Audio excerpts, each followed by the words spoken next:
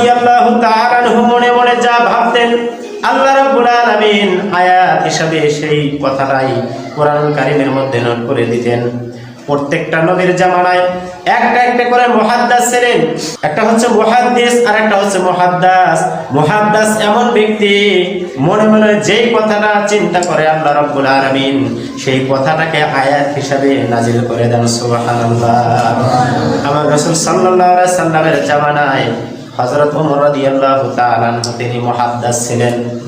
রাসূল সাল্লাল্লাহু আলাইহি সাল্লাম যখন ওমরের কথা অপেক্ষা করেছিলেন, আল্লাহ রাব্বুল আলামিন কোরআনুল কারীমের মধ্যে আয়েশা রাদিয়াল্লাহু তাআলা আনহা সম্পর্কে অনেকগুলি আয়াত বর্ণনা করেছেন। যখন আয়েশার চরিত্র, উত্তম চরিত্র সম্পর্কে আল্লাহ রাব্বুল আলামিন আয়াত নাযিল করলেন, রাসূল সাল্লাল্লাহু আলাইহি সাল্লাম শ্বশুর বাড়িতে চলে গেলেন। সুবহানাল্লাহ। যা বলতেছে আয়েশা, আল্লাহ রাব্বুল আলামিন তোমার উত্তম চরিত্রের সার্টিফিকেট দিয়েছে। সুবহানাল্লাহ।